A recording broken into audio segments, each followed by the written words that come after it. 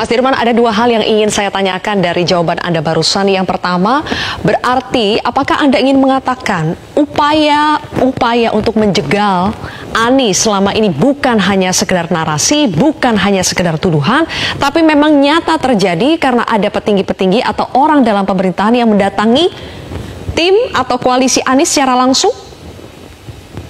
Saya menjadi saksi, saya mengalami dan saya mendengar cerita itu.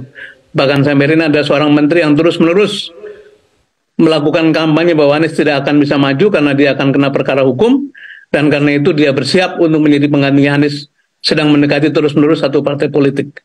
Ada partai politik yang mendekati partai politik lainnya dalam koalisi untuk terus-menerus mengatakan bahwa bapaknya tidak mengenagi, karena itu mari kita bersama-sama. Ini terus-menerus digaungkan secara terus terang melalui pertemuan-pertemuan tertutup, dan ini sudah waktunya masyarakat tahu bahwa keadaannya begini buruk. Karena itu mari kita lakukan satu konsolidasi untuk menghadapi ketidakbenaran ini. Dan saya kira masyarakat pada waktunya akan ikut bangun juga untuk meluruskan jalannya politik kenegaraan.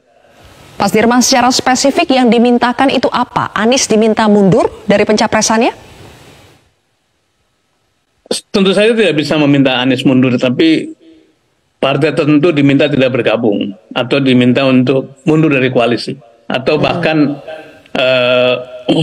Pak Surya Paloh kurang lebih dikasih pesan untuk merubah pikiran supaya tidak lagi mencalonkan Anies. Begitupun dua partai yang lain dengan pendekatan yang berbeda-beda, seperti kita juga tahu di media, itu bahasanya bahasa untuk menempuh jalan lain, tidak lagi meneruskan untuk mendukung Anies Baswedan. Tapi yang saya syukuri adalah dalam serangan yang begitu gencar, dalam eme-eme yang begitu besar, dalam tekanan yang begitu besar itu, ketika partai politik bukannya malah surut tapi malah makin kokoh. Dan itu juga akan terus diperkokoh karena gerakan relawan di lapangan itu makin hari makin solid, makin kompak.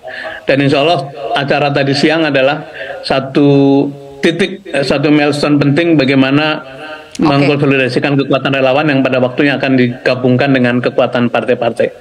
Mas Dirman, saya kira tadi juga ada satu deklarasi yang sangat menarik, yaitu relawan dengan lantang mengemukakan dukungannya kepada seluruh partai pendukung dan partai pengusung, yang itu merupakan satu bentuk dari sinergi antara relawan non partai dengan partai politik yang akan mendukung dan mengusung dari proses ini.